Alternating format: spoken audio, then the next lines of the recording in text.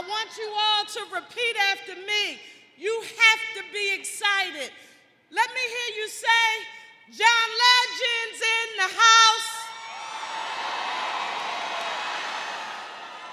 The boss is in the house.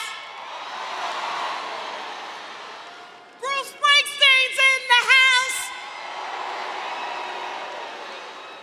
Let me hear you say, 44 is in the house.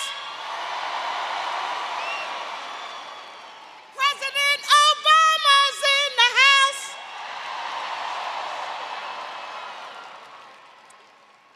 Philadelphia and our brother and sister counties from Bucks, Chester, Montco, Delaware.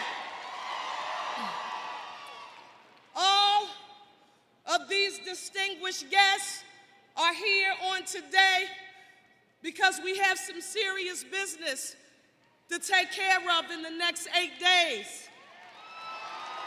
Serious business. A woman who in every aspect of her life and career has always had to prove and demonstrate proficiency. She's always had to make sure you knew, because of the substance of her work, that when she showed up, she was showing up for the people. How do we know? Because she was a district attorney. She was an attorney general. She was a United States senator and became our vice president of the United States of America.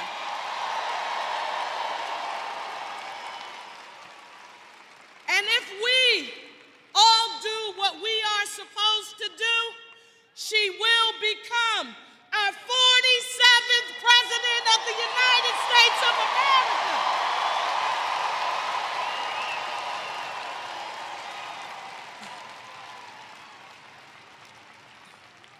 Now, I want to do something here on today.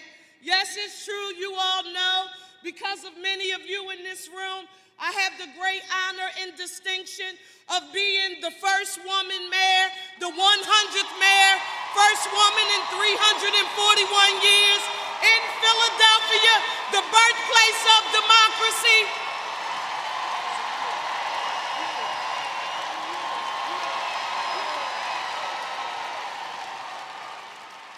But a friend of mine told me, and if y'all don't help me get this right, I'm gonna stalk each and every one of you.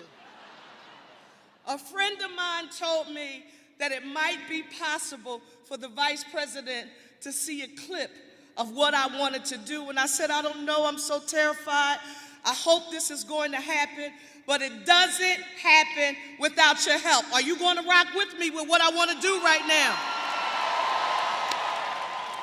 Okay. Since this is a part of her closing argument, and she's always shown up in the court of law representing the people, I want to split the audience in half. You see where I'm pointing to? I want to split you in half. This way. For the people over here, now you got to get it right. This hand. When I point this way, that means everybody here. I want to hear you say Kamala Harris. Let's try it one time. Kamala Harris. Everybody over here. If y'all get this wrong, I'm coming to get you. Everybody over here, I want to hear you say for the people. When I point over here, what are you going to say? When I point over here, what are you going to say? 2, 3.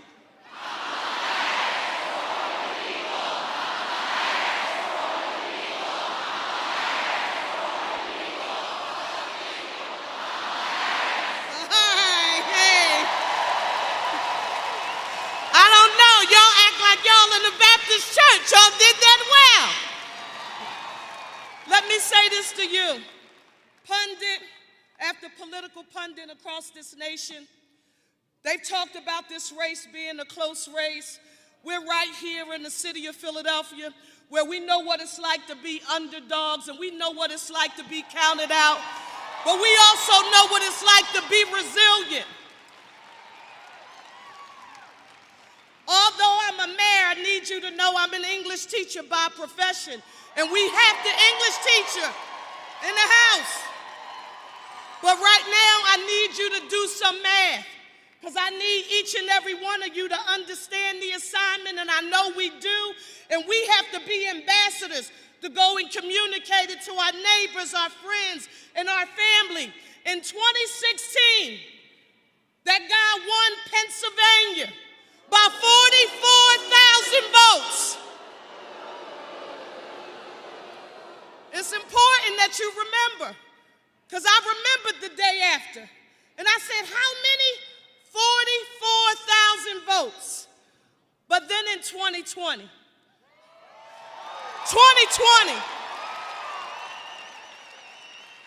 the Biden-Harris team crisscrossed this nation and this Commonwealth of Pennsylvania, and we won Pennsylvania by 80,000 votes.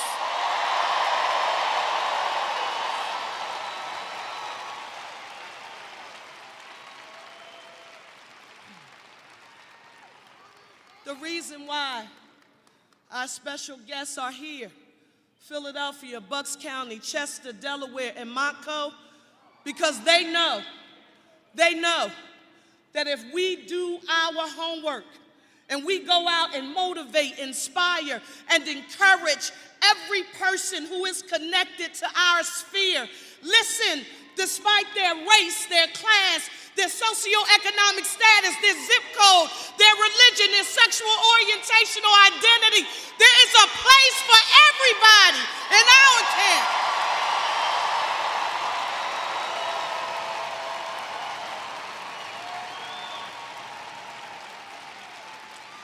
We have to remind people that no matter our challenges, as we strive to be a more perfect union, we are still the greatest nation in the world.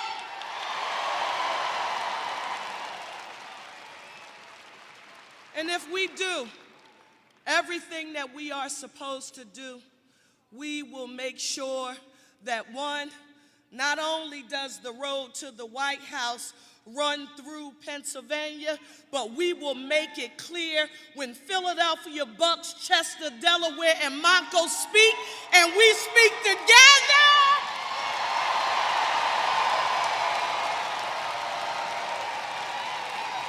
Y'all don't even know how nervous we make them when they see us together, because they peddle in division.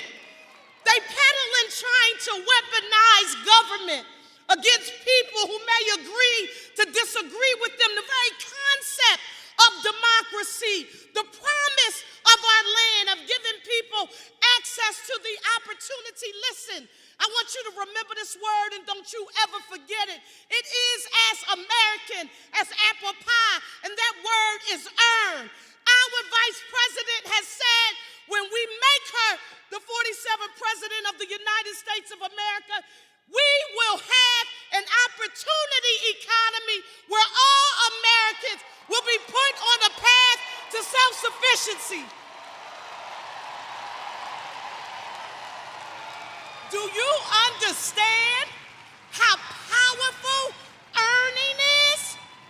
Giving people access to the opportunity to earn a living wage, to pay for health care and retirement security, to own a home. Those are bread and butter and kitchen table issues that we should never forget. As I close, and they're watching and they're taping, and you better remember this, because I'm coming to get each and every one of you if you don't. We're going to close it out. I want you, one, to put one finger in the air, and I can see you up there even with the light. I'm trying to unify our city, our region, so we can be one Philly, a united city. And I want to hear everybody who is here. I want to hear you all say, one Philly, a united city. You did that well. Here's the big test. Before we go, this is it. Jesus, let him help us.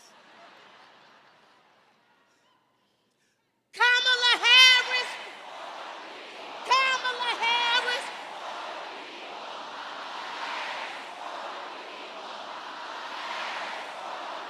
Let's go win this, y'all.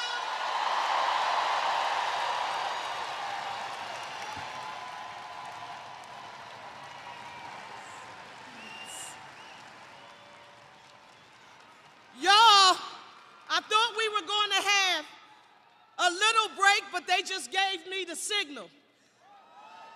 I thought it was going to be a break, so now I'm giddy. I'm getting ready to come sit with you and scream as loud as I can. I want you to make some noise for the EGOT-winning, multi-platinum artist and activist, John Legend!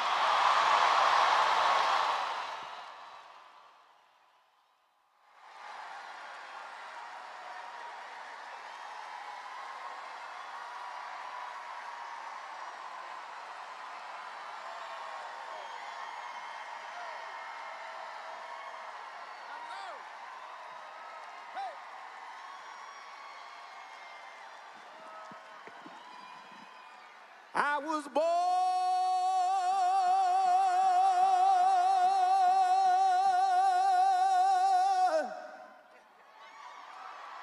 by the river in a little tent. Oh, and just like the river, I've been running ever since. It's been a long, long time coming, but I know a change gon' come. Oh, yes it is. Change gon' come. It's been too hard living, but I'm afraid to die. 'Cause I don't know what's out there beyond the sky. It's been a long, long time coming, but I know a change gon' come. Oh, yes it will. Change gon' come. Now, I go to the movie and I go downtown, oh, and somebody keep telling me, no, don't hang around. It's been a long, long time coming, but I know a change gon' come. Oh, yes it will. Change gon' come. Oh, Philadelphia. Then I go to my brother and I say, brother, won't you help me please? But then he winds up knocking me. Oh, he's knocking me back down on my knees. Oh, there've been times when I thought I couldn't last so long, but now I think I know I'm gonna be able to carry on. It's been a long time coming, but I know a change gon' come. Oh, yes it is. Oh,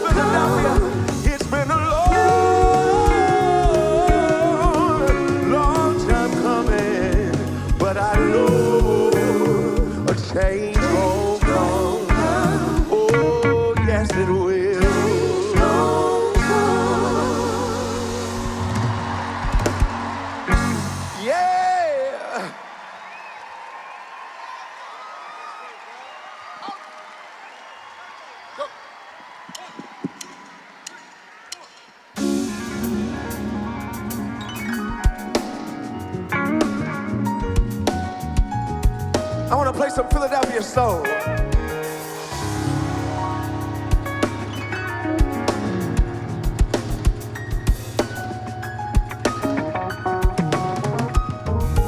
Wake up, everybody, no more sleeping in bed. No more backward thinking, time for thinking ahead.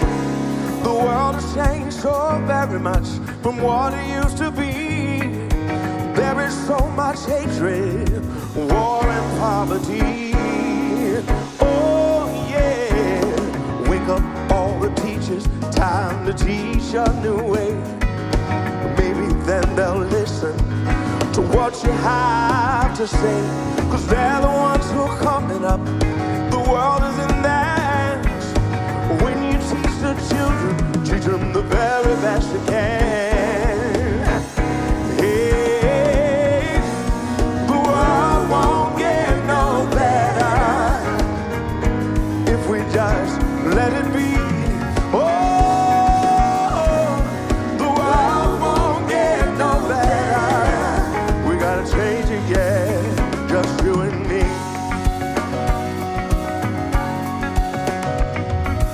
Wake up all the doctors, make the old people well. They're the ones who suffer and who catch all the hate. But they don't have so very long before that judgment day. So won't you make them happy before they pass away? Oh, and wake up all the builders, time to build a new land. I know we can do it if we all lend a hand. The only thing we've got to do is put it in our minds. Surely things will work out, 'cause they do every time. Hey, hey, the world won't get no better if we just let it be. Oh, the world won't get no better. We gotta change it, yeah, just you and me. Oh, yeah, yeah, yeah. I need a little help. I can't do it alone. I need a little help, y'all. Can't do it alone. Oh, wake up, everybody. No more sleeping in bed. Wake up, everybody. Yeah. I need a little help. Can't do it alone. I need a little help. Come on, come on. Hey, wake up, everybody. No more sleeping in bed. Wake up, everybody. Yeah. I need a little help. Can't do it alone. I need a little help. Come on, come on. Hey, wake up, everybody. No more sleeping in bed. Wake up, everybody. Yeah. Oh, I need a little help. Can't do it alone. I need a little help, y'all. Come on, come on. Hey.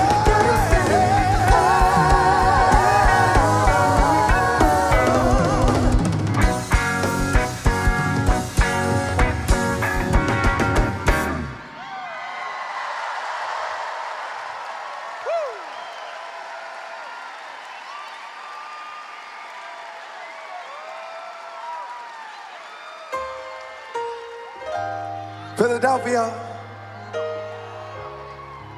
The very first time I played in this building was when I was touring with Alicia Keys back in 2005. Touring with my very first album, Get Lifted. Who's been with me since Get Lifted? This was the big song from this album. Made a big difference in my life. And people don't really know that I wrote this song about my parents. They went through ups and downs as a couple. They got married and divorced twice. But my parents also gave me a great solid foundation. And I'm grateful for all the ordinary people in my life who made a difference.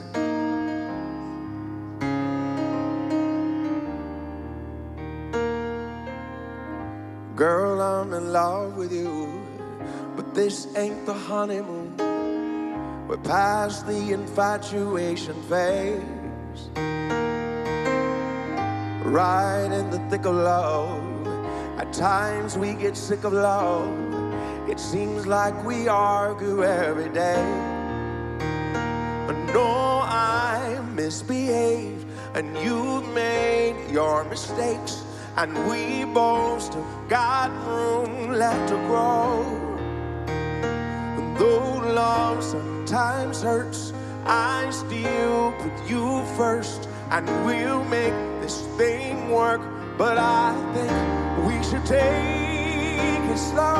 We're just ordinary people.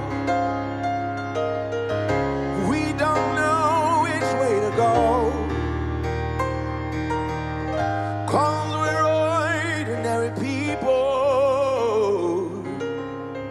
Maybe we should take it slow.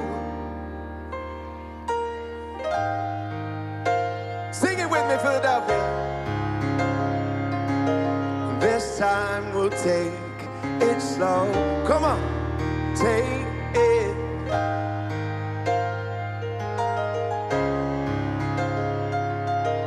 This time we'll take it slow. This ain't a movie, no fairy tale conclusion, y'all. It gets more confusing every day. Oh, sometimes it's heaven sent, then we head back to hell again. We kiss, then we make up on the way. I hang, you call, we rise and we fall, and we feel like just walking away. But as our love advances, we take second chances. Though it's not a fantasy, I still want you to stay. We're just ordinary people. We don't know which way to go, 'cause we're ordinary people. Take it slow. Oh, we're just ordinary people. We don't know which way to go, 'cause we're ordinary people. Maybe we should take it slow. Take it slow. Oh. Oh, this time we'll take it slow. Take it slow. Oh, this time we'll take it slow. Take it slow. Slow. This time we'll take it slow. Take it slow. Baby, we'll take it slow.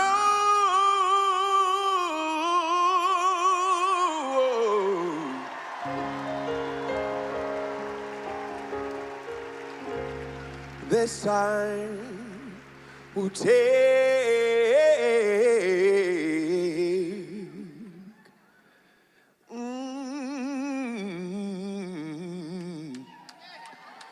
we'll take,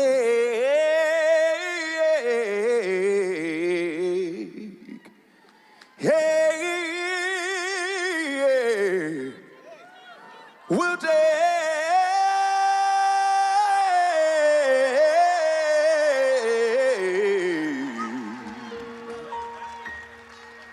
it slow.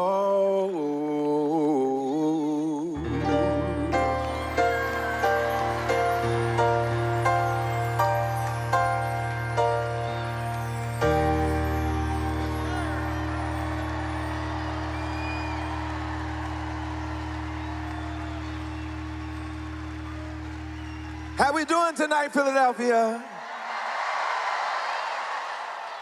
You doing all right? We've got a nice lineup for y'all. I'm just the warm-up, okay? Now, it's so good to be back in the city of brotherly love and sisterly affection. I don't know if y'all know this, but I love Philadelphia, all right? I spent some of the best years of my life here in Philadelphia. I went to college here.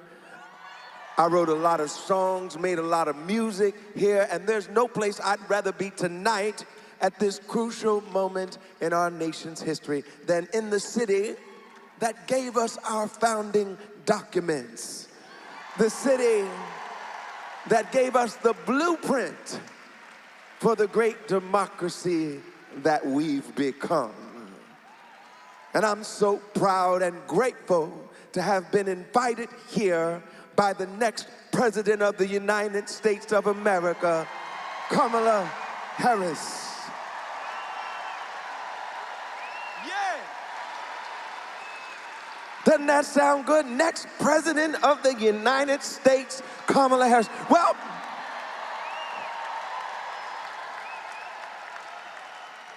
we have just 8 days to make that happen, and we've got a lot of work to do. But like she says, hard work is good work.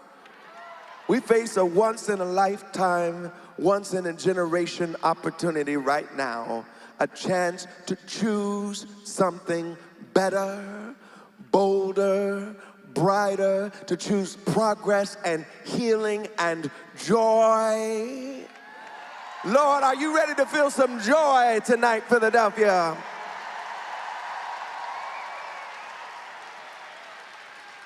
Too many of our brothers and sisters are still struggling. We're hungry for a new generation of leadership, a leader who is focused on solving the problems we face right now. Not focused on the gripes and the divisions and the petty grievances of the past. Well, Philadelphia, I want you to know this. Kamala Harris sees you. She hears you. She's been all over town listening to you. And she's ready to fight for you just like she always has. She knows that there's something else fundamental at stake in this election. Freedom is at stake in this election. The fundamental rights and freedoms that our ancestors marched for and organized for and voted to secure. Kamala Harris knows these rights are fragile, and she's committed to protecting them. She's committed to fighting for our freedom. Kamala Harris wants every child to have the freedom to fulfill their God-given potential. She's fighting to help new parents afford the essentials in their lives. She's fighting for your freedom to afford your rent, to buy your first home, to build generational wealth for your family, your freedom to love who you love.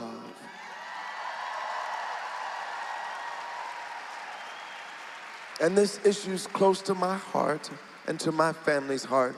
She's fighting for women's freedom to make their own health care decisions without the government getting involved.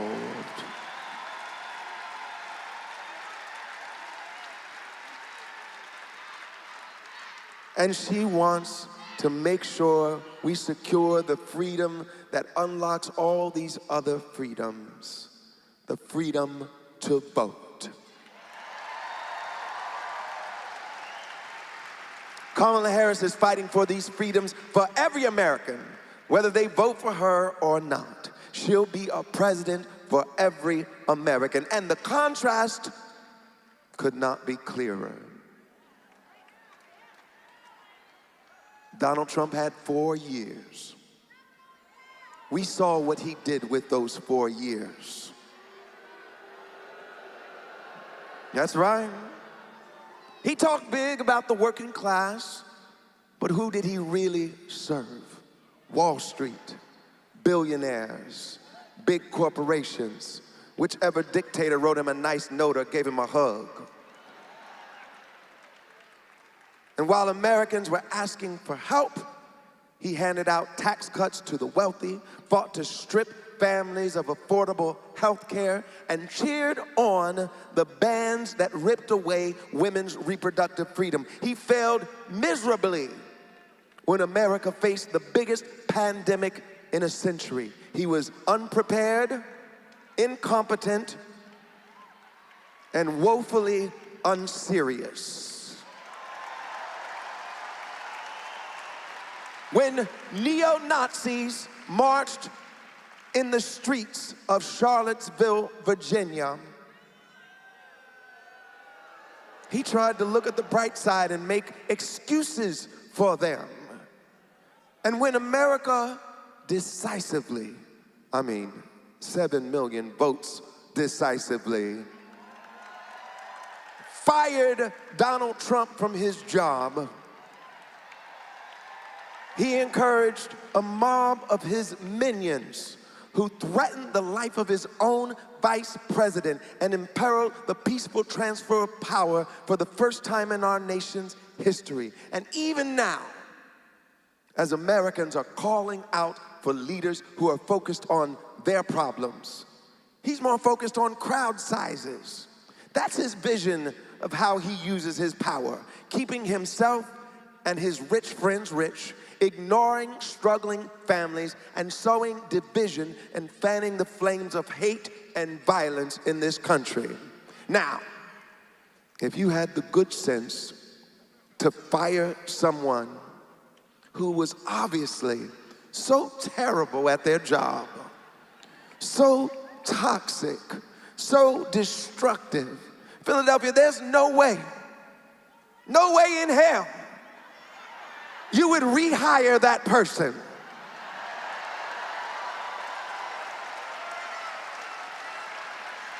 I know it was 4 years ago. Some of our memories might get hazy sometimes, but ain't no way you'd rehire that person,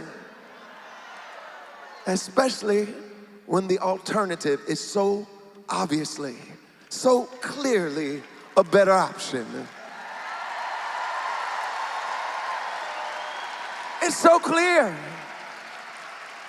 Kamala Harris has a vision for all of us, a vision that includes everybody and fights for the freedoms we deserve and the future we can build together. Like Harold Melvin and the Blue Notes, Teddy Pendergrass, the great Philadelphia artist, said, it's time to wake up. And Philadelphia, it's time to choose where we stand. You can stand with the few, the authors of Project 2025, who want to control our bodies and divide our communities and silence our history. Or you can stand with the many, the ordinary people coming together to reclaim freedom, dignity, and opportunity for everybody. You can stand with a leader like Kamala Harris, who knows what it's like to work hard, to face real struggles. Or you could stand with a career con artist who's far more interested in himself than in you. I know where I'm standing, Philadelphia. I'm ready to turn the page, and I believe you're ready to turn the page too. So we've got some work to do. Let's leave it all on the field. Let's bring it home for Kamala Harris, for Tim Walz, and for Pennsylvania's great Senator Bob Casey. What a dream team. Together, they will fight for your future, for your freedom. Go to iwillvote.com and make a plan to vote today. Get your mail ballot in, don't delay. If you plan to vote early in person, Philadelphia, tomorrow is the last day to vote early in person. Go to City Hall, like they said back here. I believe in all of you. And I believe in a brighter tomorrow. I believe that a change is gonna come, Philadelphia. And I believe we're gonna send Kamala Harris to the White House. I hope you're ready to fight for what you believe in. Are you ready to fight, Philadelphia? Like our future president says, when we fight,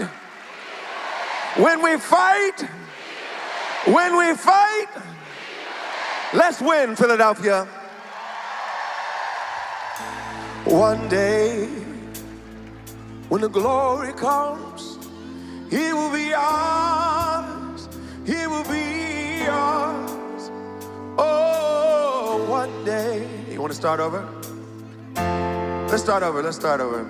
Make sure we're synced up. We're going to get it right. Here we go. One day, when the glory comes, He will be ours. He will be ours.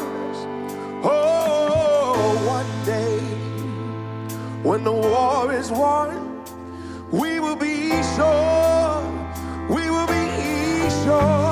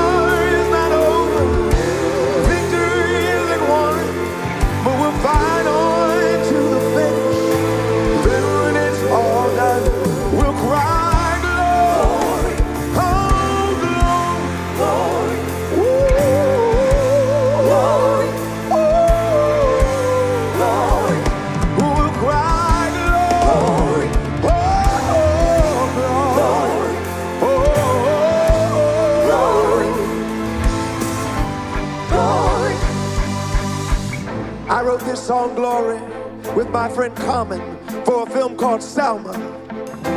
Selma celebrated the life and work of Dr. Martin Luther King Jr. and everybody who marched with him so we could finally have the right to vote in this country for everybody.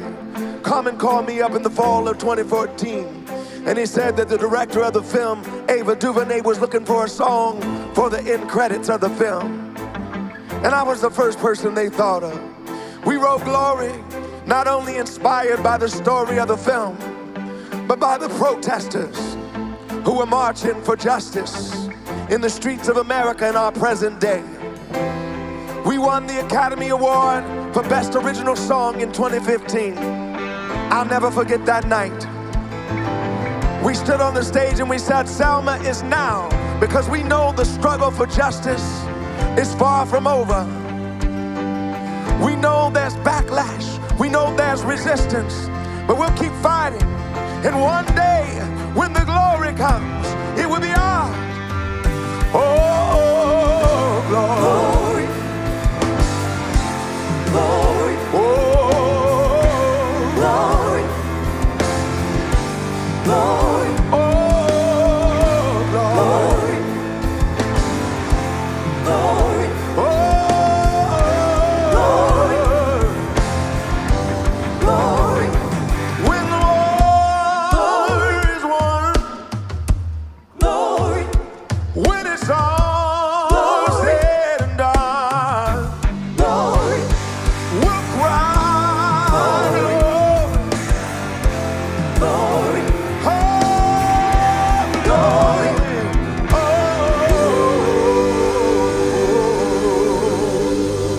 Thank you so much. God bless you. Have a great night. Thank you.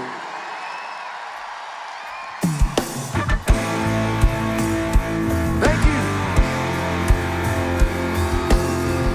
Thank you.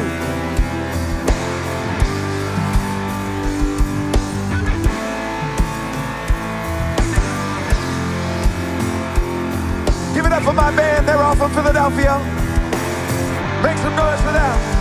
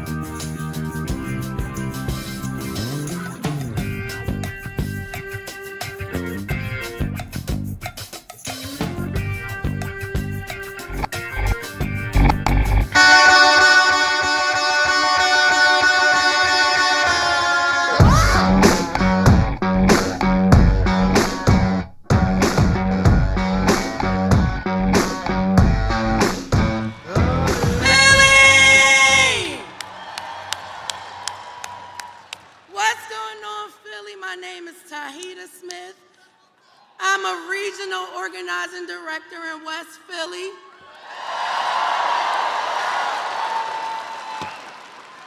But more importantly, I'm a black woman from Philly, South Philly to be exact. Go Birds! Exactly. Listen, what I've learned from my years of grassroots organizing is that change comes when we make it. Listen, everybody knows about Philly people. When we fight, we do what? Exactly. So it's people like me and you and these crowds all around that make the difference, and we change the world. Everybody's here because they know Philly wins this election.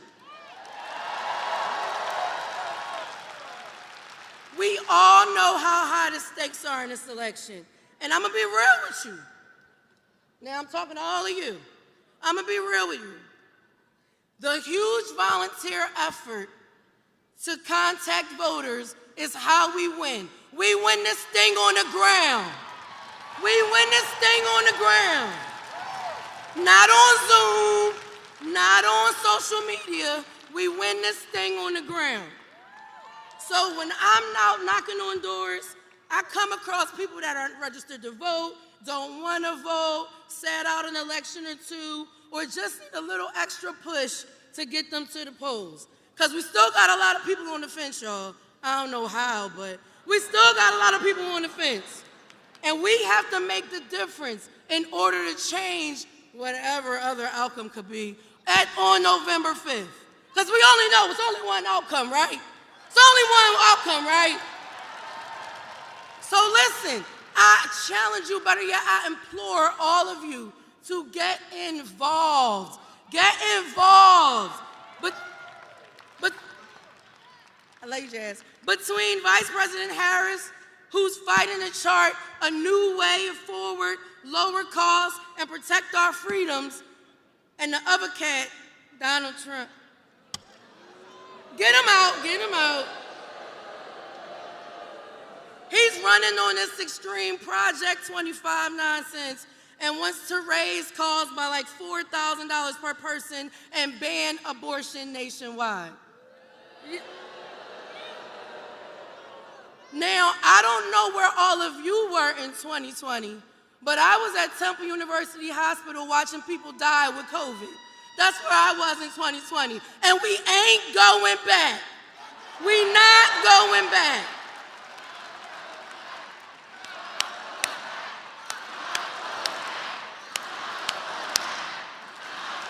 All right. I only got 2 minutes, y'all. It's only my 2-minute claim of fame. We got 8 days. 8 days to win this thing. I don't care what you're doing. Get involved. We do not want to wake up on November 6th and say shoulda, coulda, woulda, because we ain't gonna. We're going to get involved. We're going to get on the ground. It's plenty of volunteers in here. We got our Philly cousins who are organizers in the building. They will help you. They will get you signed up. They will get you shifted. We have so many things, the campaign has so many things lined up for the next 8 days. There's no way that we cannot get involved. Phone bank, knocking on doors, coming to an office, just get involved, find an office and get involved. So listen, I'm gonna give you some more dates. All right, if you have a mail-in ballot, drop it. I don't know why you're still holding it. Drop that thing, okay? October 29th is the last day for early voting. That's tomorrow. And Tuesday, November 5th, get to the polls. We need all of you. We need everybody sitting here. You made your way here. You can make your way to a campaign office and get involved, okay? Be a Broad Street bully and go get involved on this campaign. Okay. With all that being said, it is now my incredible honor to introduce one of those Democrats who has been fighting for working families across Pennsylvania each and every day. Someone who was focused on leveling the playing field so we can all get ahead. and who has been a tireless champion for us in the United States Senate, and that's why we need to re-elect him this November. Please join me in welcoming Senator Bob Casey.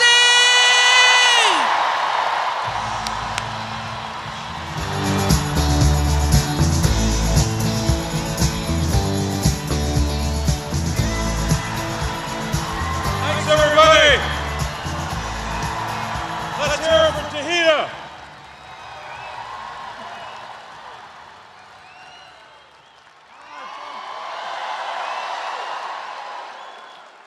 I got one question for this crowd.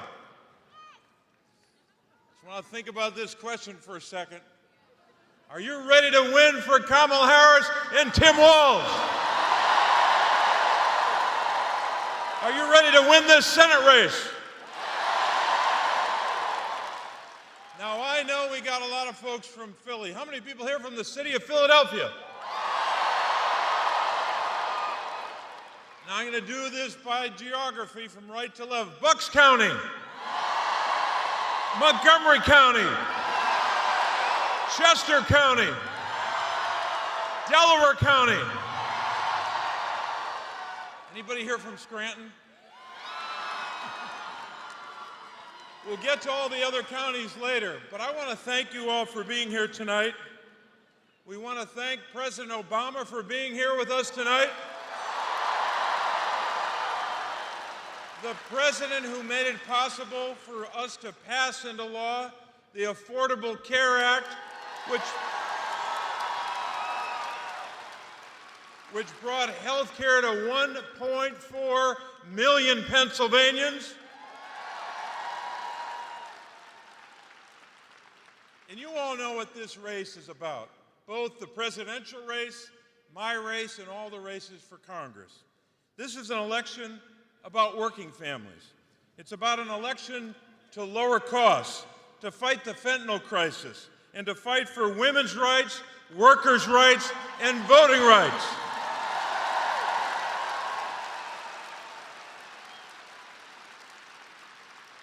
Now, I want to spend a couple minutes, sorry about this, I want to talk about my opponent for a couple minutes. You might know him. He's a former hedge fund CEO. He's got a little money. He's worth a couple $100 million.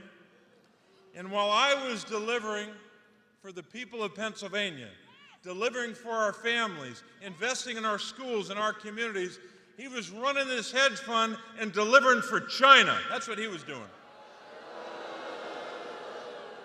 He started this campaign lying about living in Pennsylvania. He was living in Connecticut. The Associated Press told us that. Not that I remember the date, but it was August 14th, 2023. Just read it, take a look at it. He didn't vote in Pennsylvania for 15 years. He even told stories about how he grew up. He said he came from nothing. At one point, he said he was a farmer, and he was a hedge fund CEO. So he doesn't understand our Commonwealth, and he doesn't understand the people of our state that make Pennsylvania what it is. So, while all of you were working with us on greedflation, going after big companies that are ripping off families on food and household items, price gouging, I introduced legislation to go after these big companies for gouging families. You know who opposed that bill? My opponent. He's wrong about that. We should go after those companies and hold them accountable. So, you know where he is. He's on the side of big corporations and billionaires. He's already promised them that he's going to vote for their tax cuts for those big companies and billionaires that I've already voted against, and I've told them if they try to increase taxes on working families to give a tax cut to billionaires and big corporations, I'm voting against them.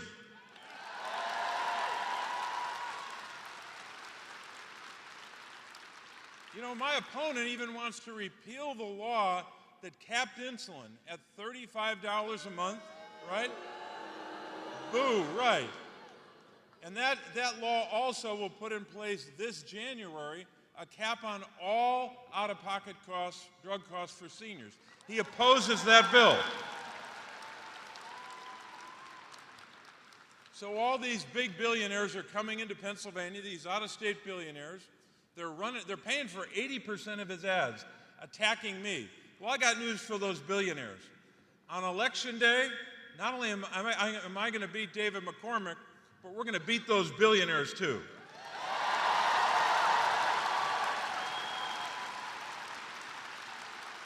So I think it's pretty clear the people of our state can't trust my opponent to be for families, can't trust my opponent to stand up for seniors, and certainly can't trust my opponent to stand up for women's reproductive rights.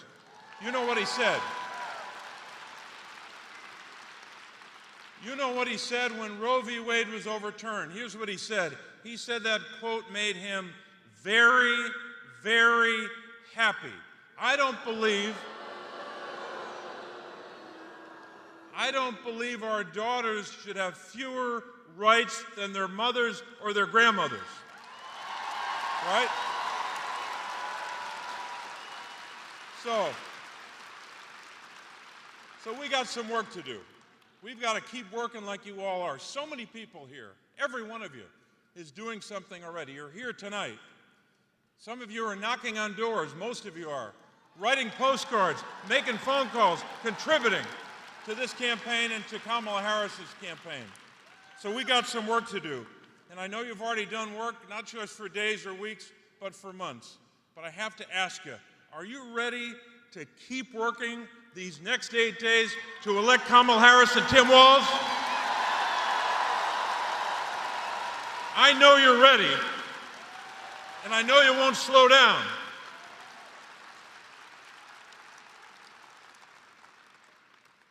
So I just want to do one more thing. I want to make an introduction.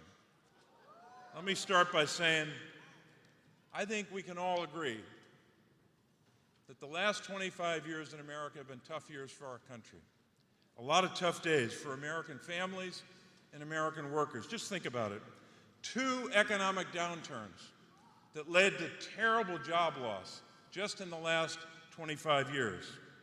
A pandemic that killed more than 1.1 million Americans. We've had a terrible rise in gun violence the last 25 years. So many families devastated by that loss of life. A fentanyl and an overdose crisis as well. Political divisions, threats to our democracy. So many challenges our families have faced. And in all these years, and long before that, we've had a recording artist who's helped us through these times. He happens to be with us tonight.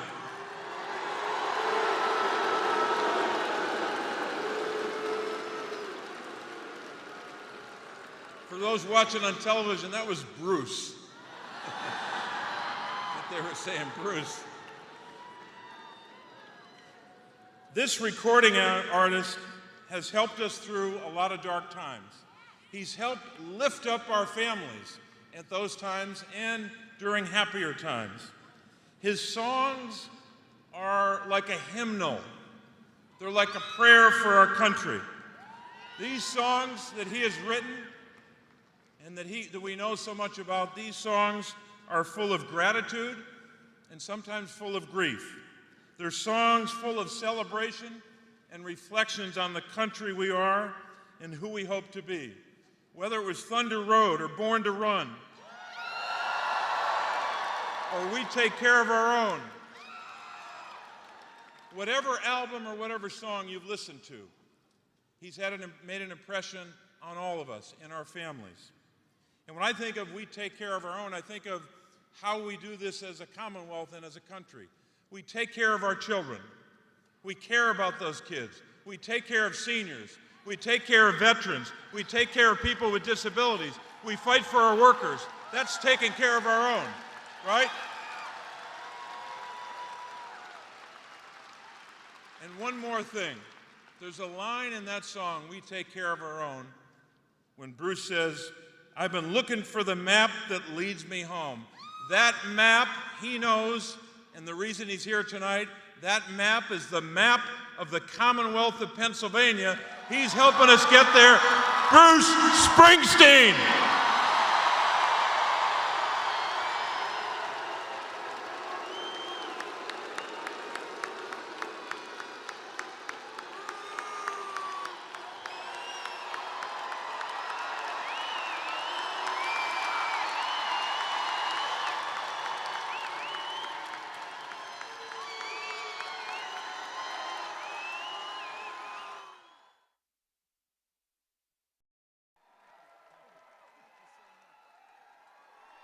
Thank you, Senator Casey.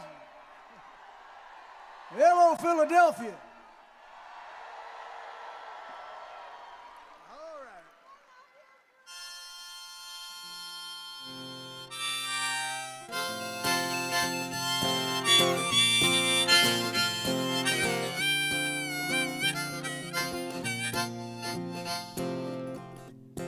On a rattlesnake speedway in the Utah desert, I pick up my money, head back into town, driving across the Waynesburg County line.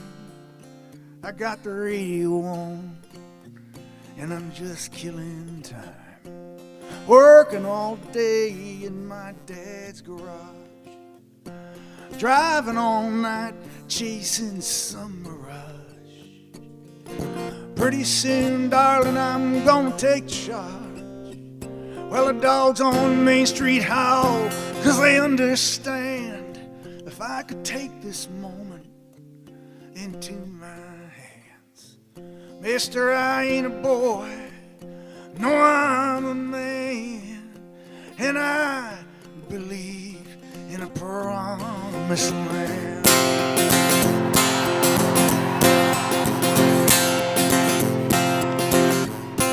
I've done my best now to live the right way. I get up every morning and go to work each day, but your eyes go blind and your blood runs cold. Sometimes I feel so weak, I just want to explode and tear this whole town apart. Take a knife and cut this pain from my heart. Find somebody itching for something to start. Well, the dogs on Main Street howl, 'cause they understand. If I could take this moment into my hands, mister, I ain't a boy, no, I'm a man, and I believe in a promised land.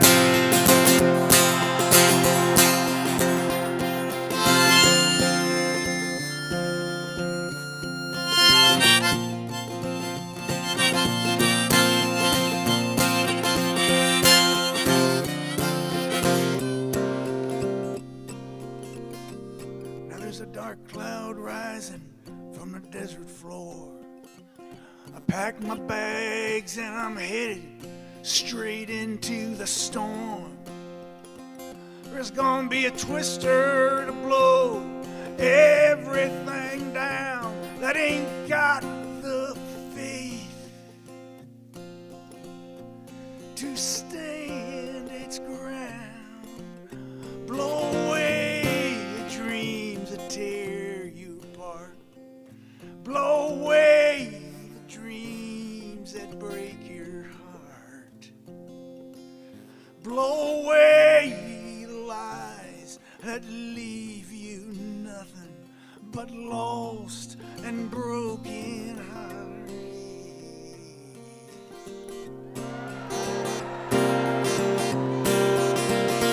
Well, the dogs on Main Street howl, 'cause they understand. If I could take this moment into my hands, mister, I ain't a boy, no, I'm a man, and I believe in a promised land, and I believe in a promised land, and I believe in a promised land.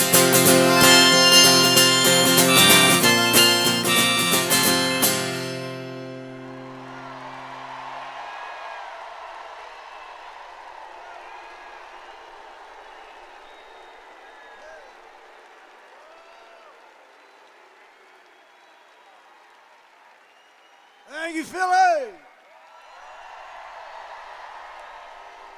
I'm Bruce Springsteen, and I'm here today to support Kamala Harris and Tim Walz, and to oppose Donald Trump and J.D. Vance. Here's why. I want a president who reveres the Constitution, who does not threaten but wants to protect and guide our great democracy, who believes in the rule of law and the peaceful transfer of power, who will fight for women's rights, a woman's right to choose, and who wants to create a middle-class economy that will serve all our citizens. There's only one candidate in this election who holds those principles dear. That's Kamala Harris. She is running to be the 47th President of the United States. Donald Trump is running to be an American tyrant. Now, I understand folks having different opinions about things, but this election is about a group of folks who want to fundamentally undermine our American way of life. Donald Trump does not understand this country, its history, or what it means to be deeply American. That's why on November 5th, I'm casting my vote for Kamala Harris and Tim Walz. And I urge all of you who believe in the American way to join me. Thank you. This is Land of Hope and Dreams.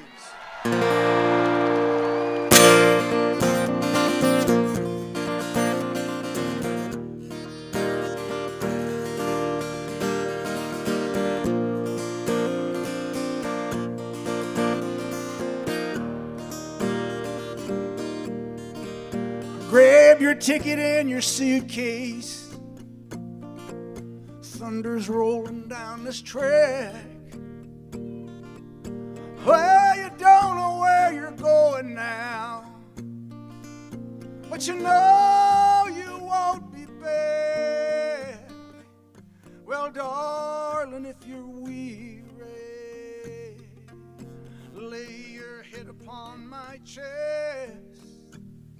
Oh, we'll take what we can carry, yeah, and we'll leave the rest. Well, big wheels roll through fields where sunlight streams. Oh, meet me in a land of hope and dreams.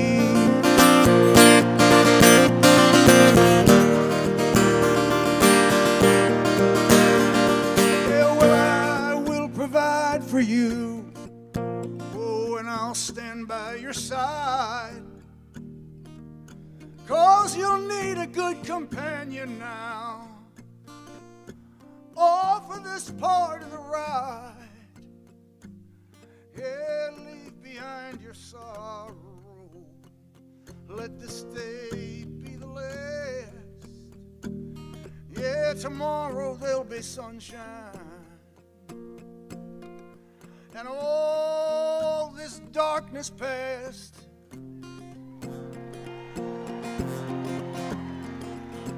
Big wheels roll through fields where sunlight streams. Oh, meet me in a land of hope and dreams.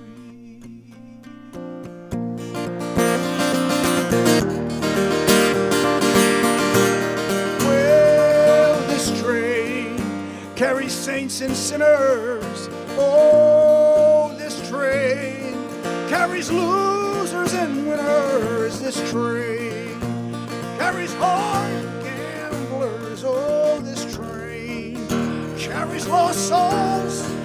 I said, now this train, dreams will not be thwarted on this train. Faith will be rewarded on this train. Hear the steel wheels singing on this train. Bells of freedom ringing.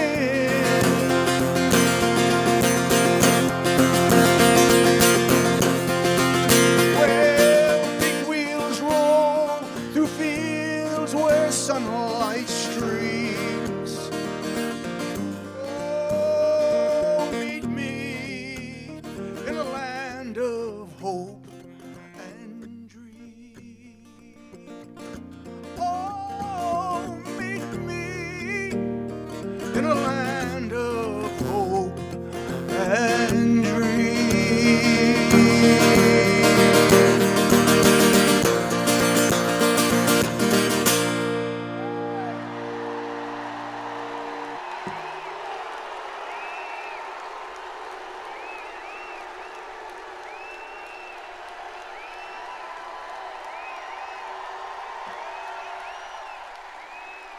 All right. We're going to do this for my brother John Legend. John does the most beautiful version of this song I have ever heard. So here's a little entertainment for you.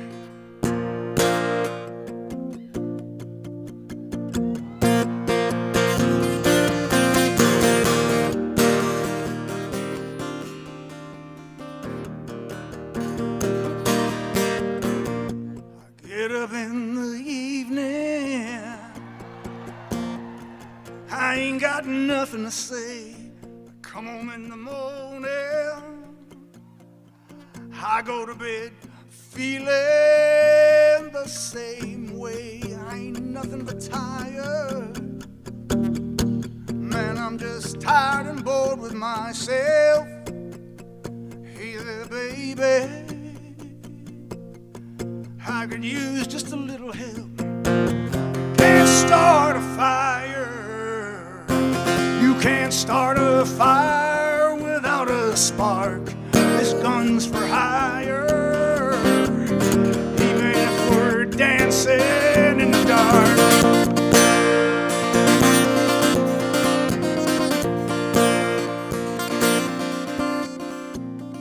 Messages keep getting clearer. Radio's on and I'm moving round the place. Check my look in the mirror. Wanna change my clothes, my hair, my face. Man, I ain't getting nowhere. Oh, just living in a dump like this. There's something happening somewhere. I just know this. You can't start a fire. Can't start a fire without a spark. This gun's for hire, even if we're dancing in the dark. Oh, sit around getting older. There's a joke here somewhere, and it's on me. Shake this world off my shoulders. Come on, baby, ever laugh on me. Stay on the streets of this town, and they'll be carving you up all right. Say you gotta stay hungry. Well, I'm just about starving tonight. I'm dying for some action. Sick of sitting around here trying to write this book. I need a love reaction. Come on now, baby, give me just one look. I can't start a fire.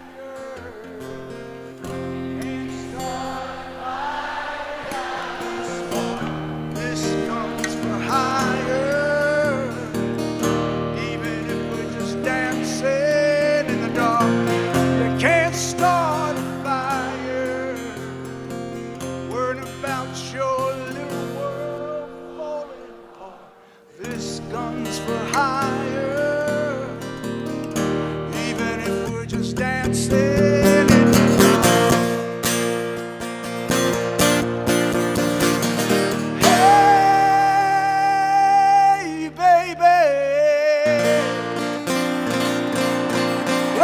Kamala Harris and Tim Walz. November 5th, I'll see you on higher ground.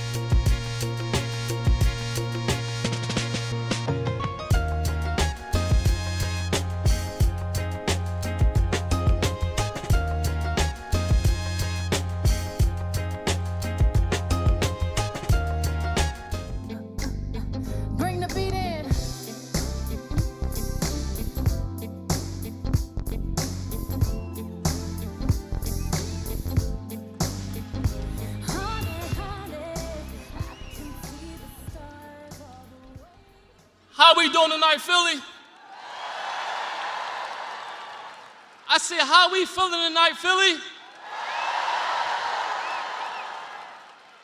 I like that. Great energy, great energy. Great energy. My name is John Solomon. I was born and raised just up the street, and I'm honored to be here tonight. Honored.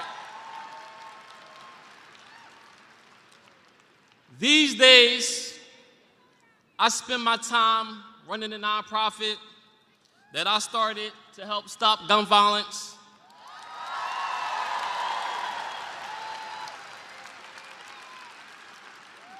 Right here in the city of Philadelphia, and help our communities get ahead.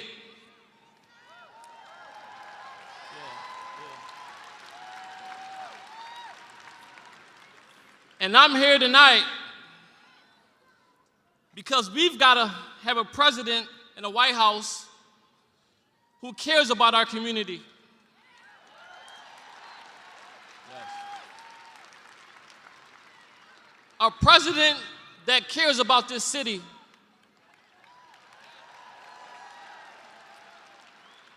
A a president that understands the problems that we're working with.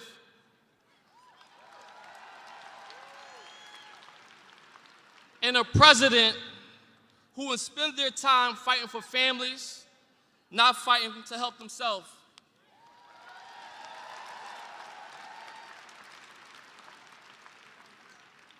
We need someone who believes in freedom,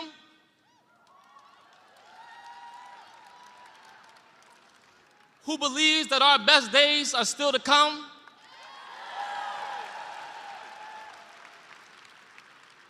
we deserve a president who would take us forward, not back.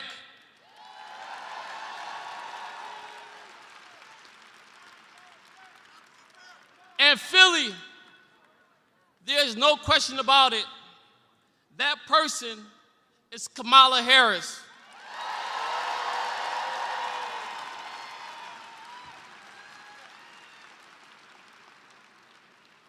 She spent her entire life fighting to help working people get ahead.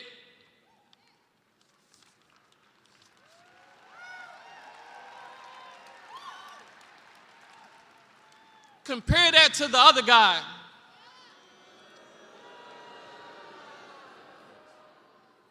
Who has insulted us again and again and called our city egregious, corrupt, and so much more.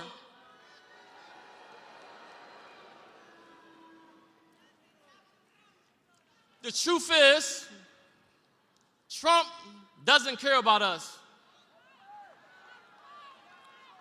He never has, and he never will.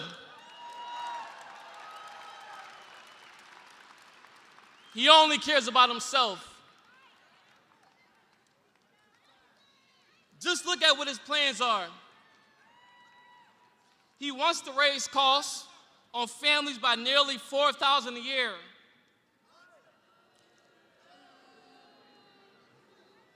He rolled back even more of our hard-won freedoms with his Project Agenda 2025.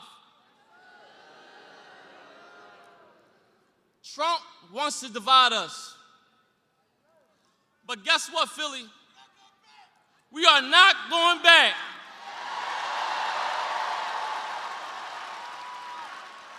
We are not going back.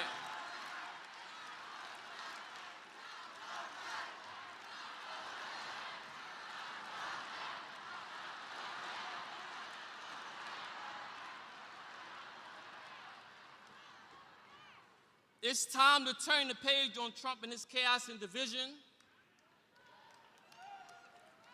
We've got just over a week. And as one of our great presidents taught us, we've got the power to make the kind of change we want to see in this country.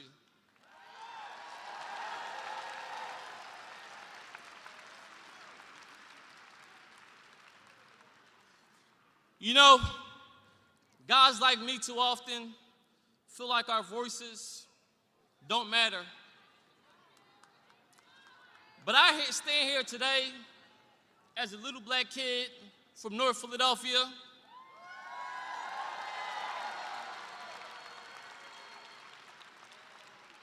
who was given a second chance to say they do matter. They do matter.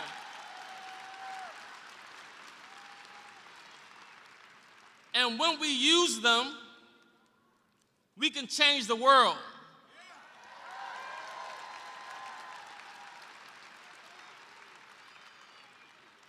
And that's exactly what we are going to do next Tuesday. Next Tuesday.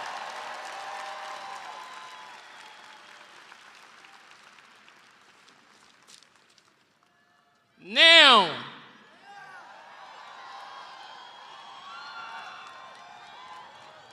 as I am so honored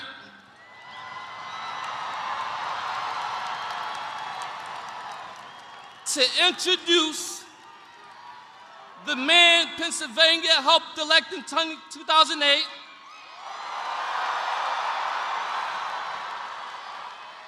who filled this generation with hope. Number 44, President Barack Obama.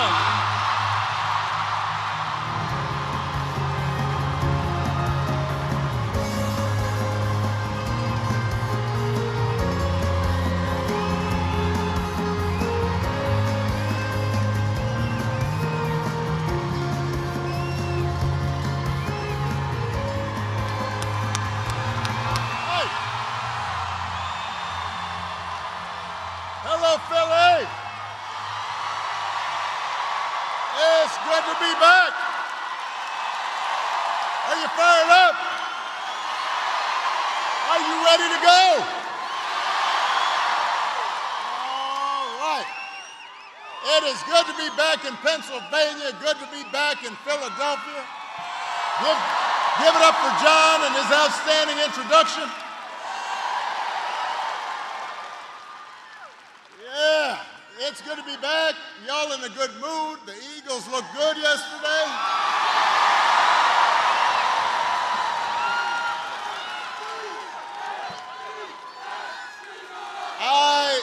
Something happened to my Bears we're not going to talk about. And it is good to be back with a couple of great friends. Give it up for John Legend and Bruce Springsteen.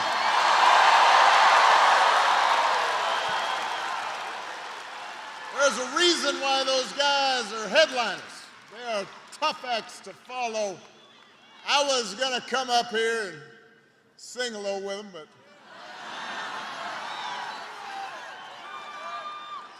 you know, you don't want to do this too often. You know, the people might start taking me for granted. Despite how hard it is to follow them, I'm going to do my best because I am here for a very important reason. To ask you to vote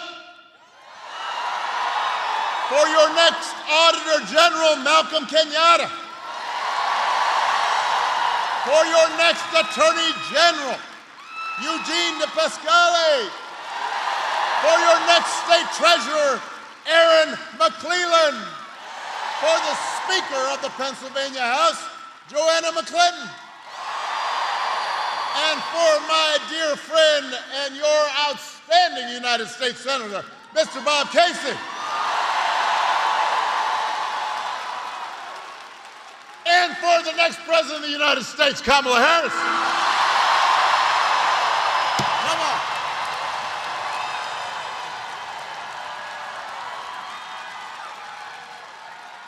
Yeah. Now you've heard this already, but it's worth repeating. If you plan to vote early in person, tomorrow is your last chance. Do it tomorrow. Do not dilly or dally. Get out there. Vote. If you've got a mail ballot, return it right now. You don't want to be waking up and looking down at, oh man. You don't want to be that person. You forgot. Don't wait. If you're going to vote on Election Day, November 5th, go to iwillvote.com and make a plan. Now let's face it, if you're here at this rally, you're probably going to vote.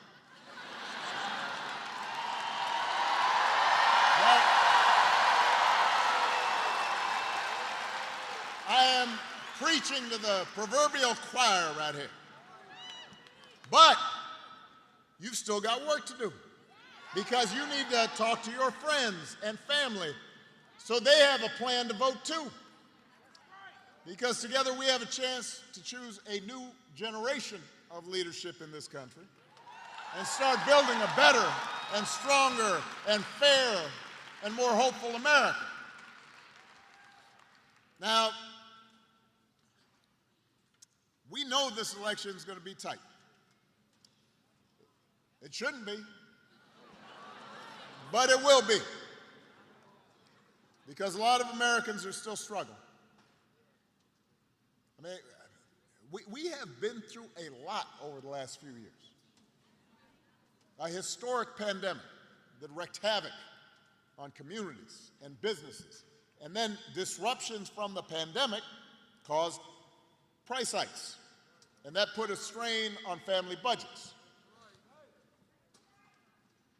And people started feeling like no matter how hard they worked, they were just treading water. So I get why people might want to shake things up. I understand that. What I cannot understand is why anyone would think that Donald Trump will shake things up in a way that is good for you. Because there is absolutely no evidence that this man thinks about anybody but himself.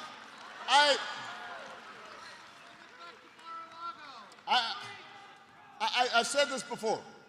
Here's a man, a 78-year-old billionaire who has not stopped whining about his problems since he rode down that golden escalator 9 years ago. He's still tweeting all times of night, all caps. When he's not complaining, he's trying to sell you stuff. Trying to sell you gold sneakers. Trying to sell you a $100,000 watch. Says it's a Swiss watch. They can't find where in Switzerland it's actually made. But he wants to sell you a Trump Bible. Do not boo, vote. Remember that. I want everybody to understand, nobody can hear your boos, but they can hear your vote.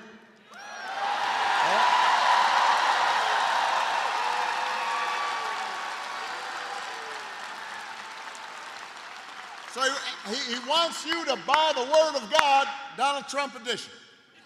Got his name right there next to Matthew and Luke. Couldn't recite a verse, but he'll sell you that Bible. And guess where it's made? Made in China. You're Mr. Tough Guy on China, except when you can make a few bucks. You cannot make this stuff up. If it was on Saturday Night Live, everybody would just say, well, no, that's exaggerated. It's not. He's doing it. And the reason he's doing it is because that's what he cares about. His ego, his money, his status. He is not thinking about you. Donald Trump sees power as nothing more than a means to his ends. He wants the middle class to pay the price for another huge tax cut that would mostly help him and his country club buddies. He doesn't care if he costs women their reproductive freedoms. It won't make a difference in his life. Most of all, Donald Trump wants us to think that this country is hopelessly divided between us and them. Between the, quote, real Americans who support him, of course, and the outsiders who don't. The enemies within. Because, what did I say about Boone?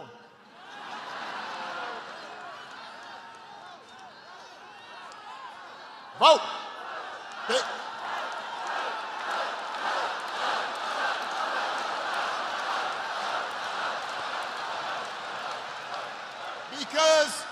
Because Donald Trump understands, and he's not wrong about this, that dividing people, making them angry, will boost his chances of being elected.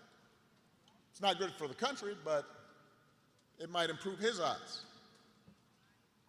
We saw it last night. I know nobody's going to boo now. All you're going to do is vote. Hold on a second.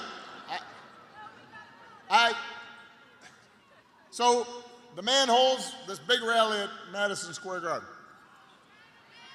And the warm-up speakers were saying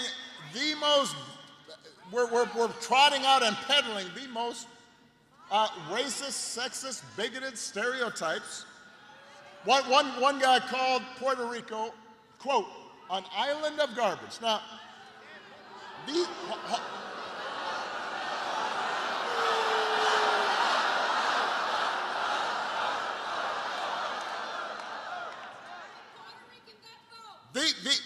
these are fellow citizens he's talking about.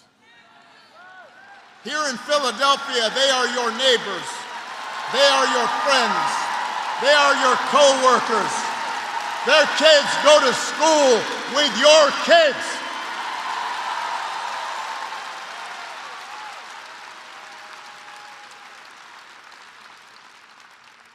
These are Americans. They're people. And that is the reason why this election should not be close. It should be clear. Here's a good rule. If somebody does not respect you, if somebody does not see you as fellow citizens with equal claims to opportunity, to the pursuit of happiness, to the American dream, you should not vote for them.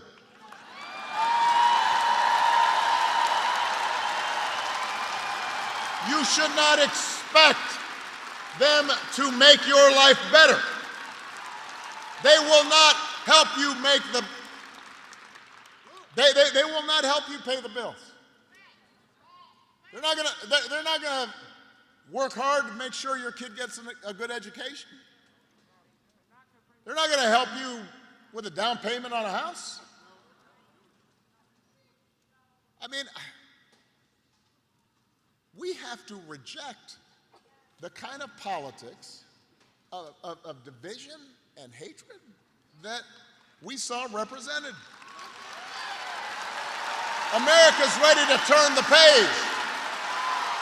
America's ready for a better story.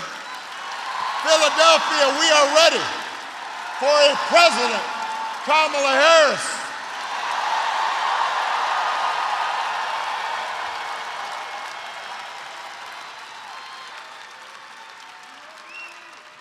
And the good news is Kamala Harris is ready for the job. I mean, this is a leader who has spent her life fighting on behalf of people who need a voice and need a champion. Kamala wasn't born into privilege. She was raised in a middle-class family. Worked at McDonald's when she was in college to pay her expenses. She didn't just pretend to work at McDonald's when it was closed.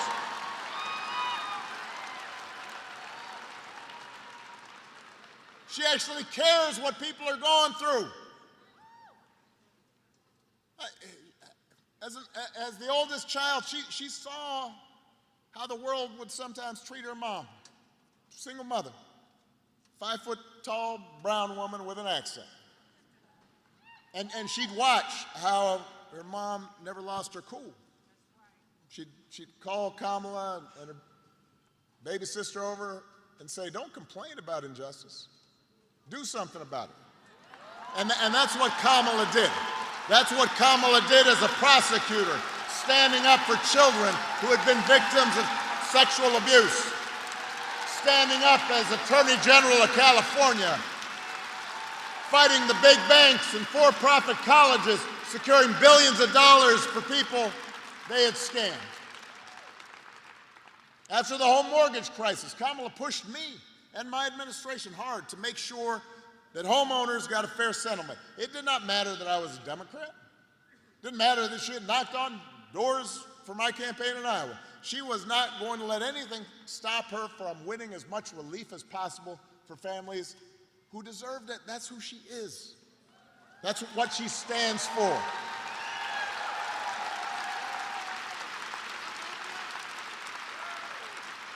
You may not agree with every decision she makes. You didn't agree with every decision I made. You didn't. But you won't find somebody who you agree with on everything. Here's one thing you have to think about and that you can count on with Kamala. If you elect Kamala Harris, she will see you. She will hear you. She will have your back every single day. She knows what it's like to struggle and to work hard and to be on the outside looking in. And she'll have an outstanding partner in Governor Tim Walz. I love that dude. I mean, he's a veteran, he's a teacher, he's a coach. He's a marksman, a hunter, been a great governor. I found out a while back, he can even take a vintage truck apart and then put it back together again. Which made me wonder, do you think Donald Trump can do that? For that matter, do you think Donald Trump has ever changed a flat tire in his life? No.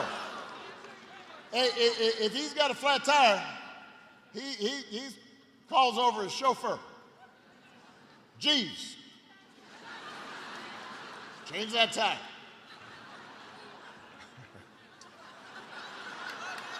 I don't know that his name is actually Jeeves, but it might be. Got a fake English accent? Jeeves. Hey, listen, the point is, if you elect Kamala and Tim, they won't be focused on their problems, they'll be focused on your problems. They actually understand that too many folks here in Pennsylvania and across the country are struggling to pay the bills. They know what it's like to struggle to pay the bills. Now, even though wages have been steadily growing, inflation is finally slowing. The price of everything from health care to housing to groceries, it's still too high for a lot of folks. And that hurts. The question is, who's actually going to do something about it? I knew you guys knew the answer, but that was a rhetorical question. But let me expand. So, on the economy, which all the polls show that's people's main concern, Donald Trump's main idea is to give another massive tax cut to billionaires and big corporations. Now, do not boo. Vote. That's the last time I'm going to say it. I know y'all got it now.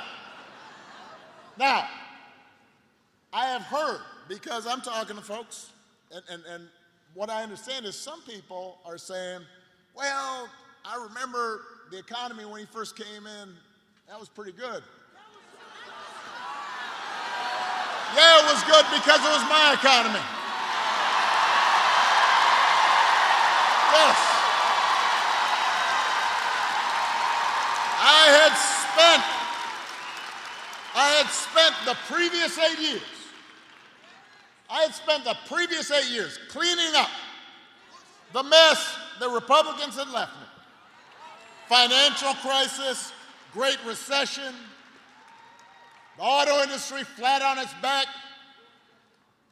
And after those 8 years, I then handed over 75 straight months of job growth to Donald Trump.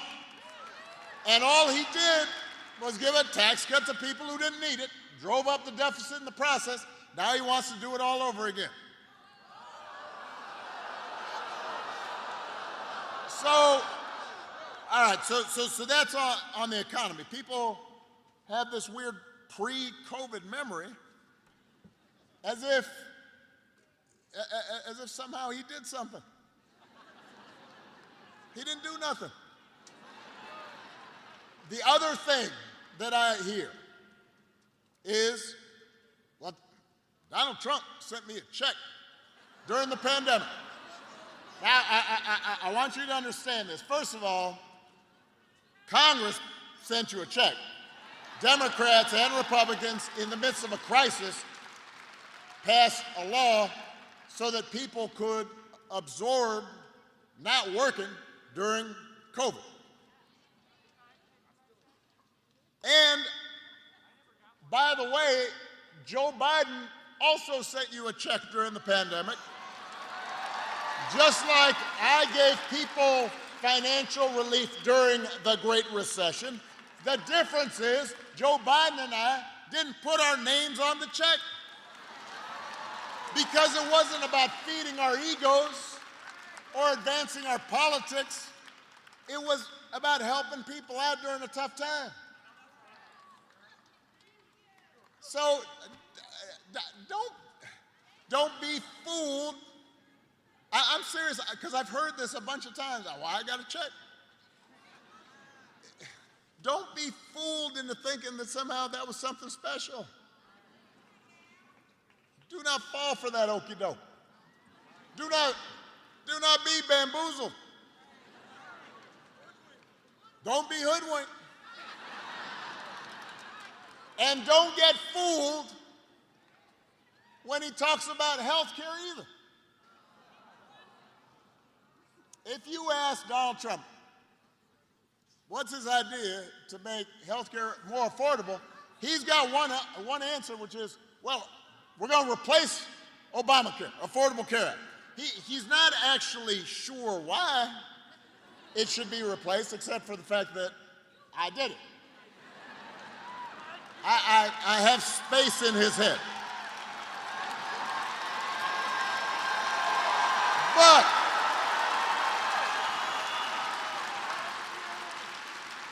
the challenge is that the challenge for him is that Obamacare is now popular.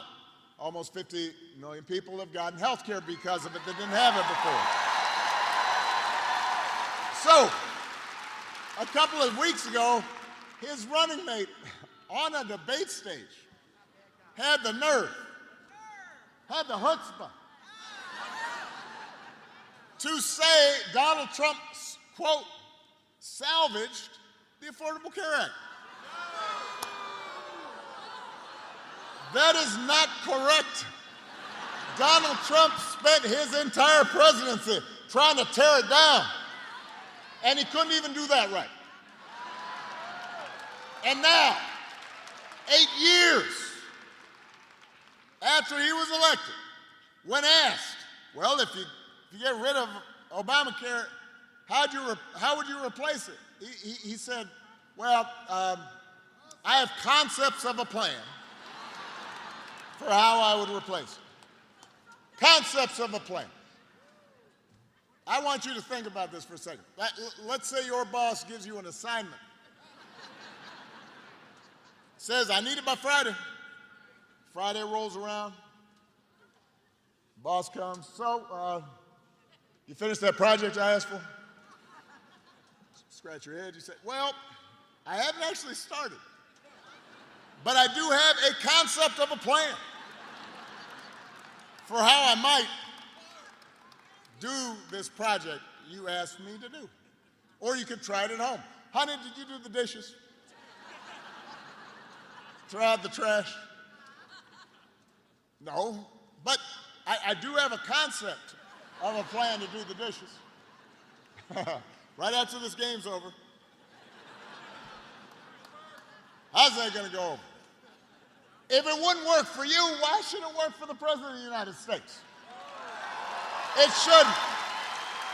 Which is why Kamala Harris doesn't have concepts of a plan. She's got actual plans to make your life better. Come on.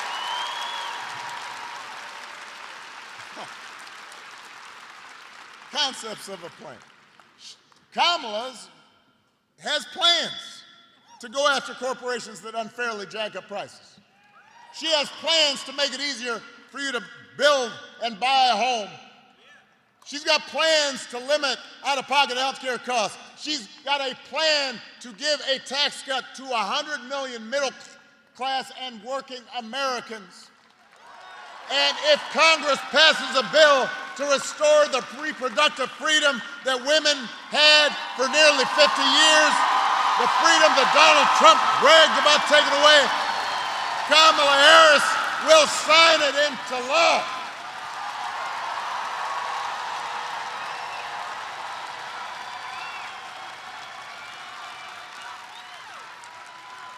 That's who Kamala Harris is. That's what she stands for, not concepts of a plan. Actual plans. Now, if you challenge Trump on his concepts, you say, well, those don't make sense. That's not well thought out. That's impractical. I don't understand that word salad you just issued. He will fall back on one answer: blame immigrants. He wants you to believe that if you reelect him and let him round up whoever he wants, ship him out, detain him, all your problems will be solved. Now, well, this has traction among a bunch of voters, so I want to talk about this for a second. I want everybody to understand this. We have a real issue at our borders. We are a nation of immigrants. But, so somewhere in your family, somebody came from somebody else. It came from someplace else. We are a nation of immigrants. But we're also a nation of laws. And we have to make sure the system works the way it's supposed to, that it's orderly, that it's safe, that it's fair. But here's the thing I don't understand. If you are concerned about immigration, if you think it's a top problem, I want you to just ask yourself this simple question. Donald Trump, J.D. Vance, they're always talking about, well, Kamala's been vice president for 4 years. You know, so she has to take responsibility for all that, even though she wasn't actually president. Well, wasn't Donald Trump president for 4 years?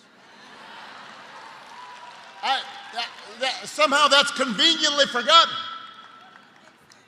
But I haven't forgotten. If rounding up and deporting millions of people, many of them women and children, if rounding up millions of desperate people is the answer to everything, why is it that the number of undocumented immigrants was basically the same when Trump left office as when he took office?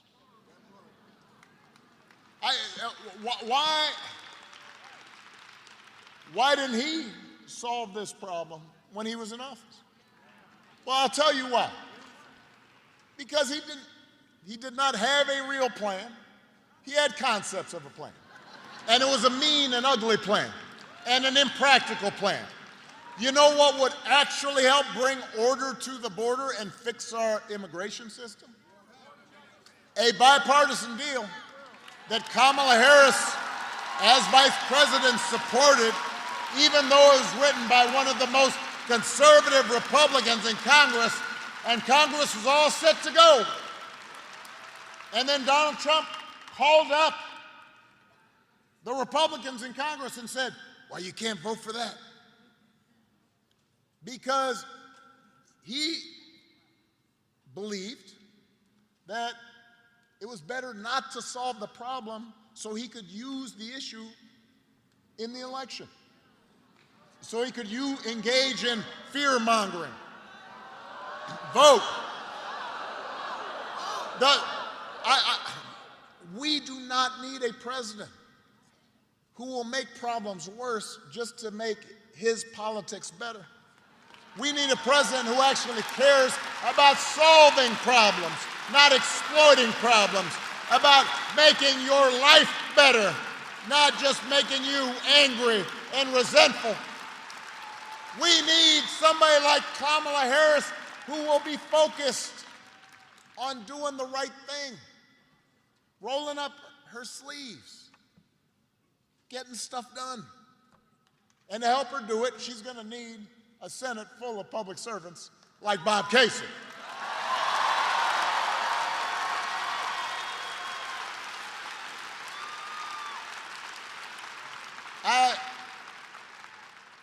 I have known Bob for almost 20 years. I know his wife.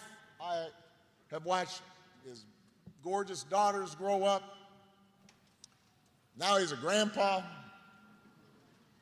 Although his grandson, the little guy, wouldn't give me a fist bump in the photo line.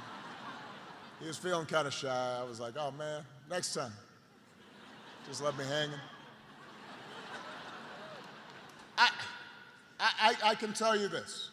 I love this entire family, and I can tell you, there is nobody who is more humble, more honest, more rooted in his community, more dedicated to this great state than Bob Casey. All the guy cares about is doing the job and looking after the people he was elected to serve. And that's the kind of person we need to send back to Washington. We need public servants like that. He's the kind of person who's going to help Kamala get stuff done. Leaders who share our values and will move this country forward. Now,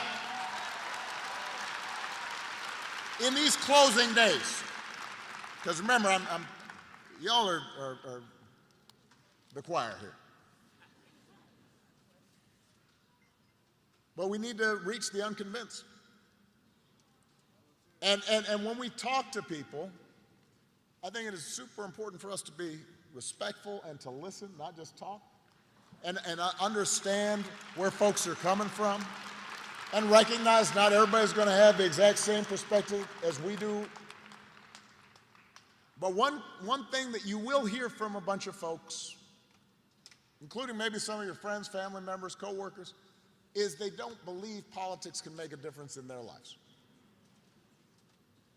You know, they just think politics is nasty and it's frustrating, and with so much crazy swirling around. I understand why people would just say, you know what, that's just not for me. It has no impact on me. Doesn't matter who's in charge. And that's why whenever I talk to people who are frustrated or disillusioned or cynical about politics, I don't try to sell them the moon. I'm honest with them. Politics is not going to solve all your problems. It won't. Whoever's in there as president, it's not going to change everything. It's not going to eliminate poverty. No matter how well-meaning a president might be, it's not going to get rid of all racism. You'll still get frustrated with your boss. Your kids, especially if they're teenagers, they'll still act up. People you love may still get sick. Politics is not a cure-all. But your vote matters because government, a president, a senator, they can make your life a little better or a little worse. And that little better adds up. And that little worse adds up too.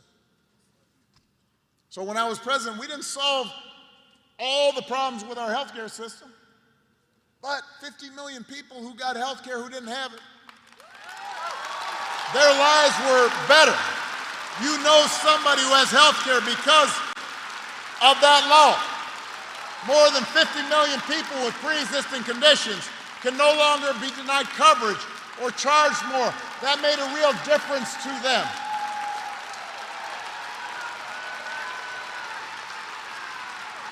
The Biden-Harris administration making insulin, capping it at $35, making prescription drug prices cheaper, that helped somebody. It made their lives a little better. And all that better adds up. Now, the reverse is true. And I'm going to give you one more example. When I was president, we put together an entire playbook for how to deal with the pandemic. We had dealt already with H1N1 right at the first year of my term. We dealt with Ebola in my second term. And so we said, you know what? Scientists are telling us that eventually there's going to be a serious airborne pandemic. Let's put together a plan. And we gathered all the experts. We put together a playbook. We had all of our agencies come together. Let's practice the same way we do with natural disasters if this happens. What are we going to do with schools? What are we going to do with coordinating with public health programs at the state level? How do we accelerate vaccination? We had all this all set up. And so I presented it, just like I did those 75 straight months of job growth to Donald Trump. I said, here you go. And apparently, that was dumped in the trash. 3 years later, a pandemic hits. Now, I want to be fair about this. No matter who was president, this pandemic was going to be a massive crisis. People were going to get sick. People were going to die. There were going to be businesses shut down, travel restrictions. I mean, this was a once in 100 years pandemic. But if you look at a country like Canada, their per capita death rate was 60% lower than the United States. Now, I want you to do the math. Over 1 million people died during the pandemic here in the United States from COVID. 60% of that number is 600,000 people. That's people's grandparents, parents, co-workers, friends. There are people in this auditorium who were affected by that. Some of those folks would be here if we had had a competent response. Not somebody who was suggesting injecting bleach, but somebody who was actually working in a serious fashion to make things better. So if somebody tells you this election doesn't matter, just remind them, please. It makes a difference when you've got a leader who sees you and cares about you and is serious and honest. It will affect your life. You may not see it right away, but it will. And if that's not enough, then also please remind them that any election is about more than just policies. It's also about values. It's also about character. Some of you know that when I was growing up, I didn't have a father in the house. But I did have people around me. Stepfather, grandparents, teachers, coaches, most of all my mom, who taught me the difference between right and wrong, who showed me what it meant to be honest and to be responsible and to work hard and to treat other people the way I wanted to be treated. And I did not always live up to those values when I was a teenager. I partied a little too much. But over time, I internalized them, and I tried to live up to them. And I suspect most of you grew up the same way. And one of the most disturbing things about this election and about Trump's rise in politics generally is how we seem to have set aside the values that we were taught. I mean, a few weeks ago, we had one of the deadliest hurricanes in American history. And while President Biden and Vice President Harris were in some of the communities that were affected, meeting with local officials, comforting families, Donald Trump and his running mate were out there circulating stories about how the Biden administration was withholding aid and giving it to undocumented immigrants and not giving it to Republican counties. Even Republicans on the ground said it was a bald-faced lie. And my question is, when did that become okay? No matter where you stand on the issues, why would you go along with that? If your co-workers acted like that, they would not be your co-workers for very long. If you had a family member who acted like that, you would still love them, but you would not trust or put them in charge of anything. And yet, time and again, when Donald Trump lies or cheats or shows utter disregard for our Constitution, when he calls service members who died in battle losers and suckers, when he calls fellow citizens vermin. People make excuses for it, and I see it. I mean, look, if you're a Christian and you care deeply about the abortion issue, I understand that, but does that mean you'll support somebody who seems to violate pretty much every precept of the Ten Commandments? If you are a service member and you're somewhat conservative and you're used to voting Republican, I can understand it, but somebody who genuinely does not believe in duty and honor and does not understand why anybody would sacrifice themselves on behalf of their country, why would you do that? If you're a Muslim American and you're upset about what's happening in the Middle East, why would you put your faith in somebody who passed a Muslim ban and repeatedly suggested that somehow you weren't part of our American community?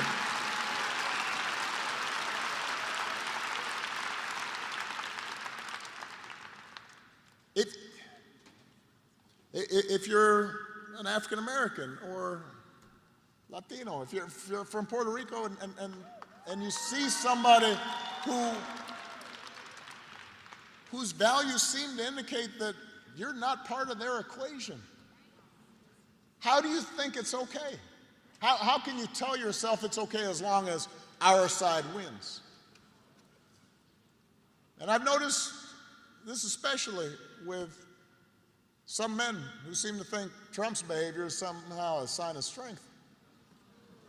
You know, sort of the macho, fake macho thing, and you know, I'm here to tell you that's not what real strength is. It never has been. Real strength's about working hard. Real strength's about taking responsibility. Real strength is about telling the truth even when it's inconvenient. Real strength is about being confident enough to treat everybody with dignity and respect. Real strength is about helping people who need it and standing up for those who can't always stand up for themselves. That is what we should want in our daughters and our sons, and that is what I want to see in the next president of the United States of America.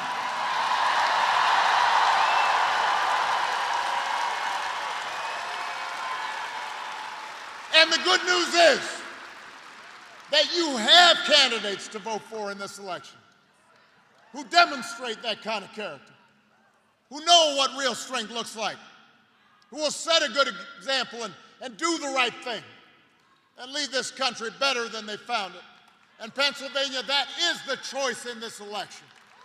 It's not just policies that are on the ballot, it's who we are and what we stand for.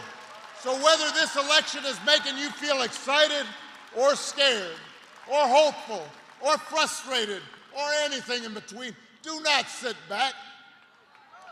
Don't just hope for the best. Get off your couch and vote.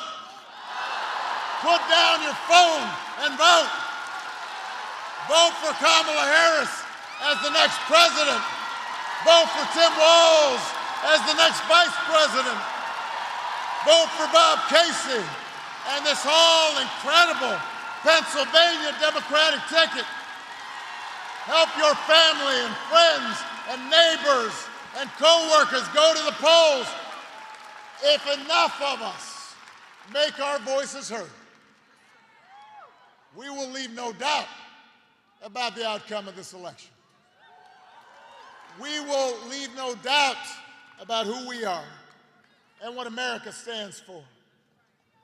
And together we will keep building a country that is more fair and more just and more equal and more free.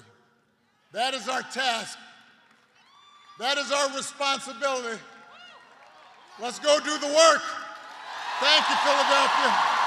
Thank you, Pennsylvania. Let's go vote.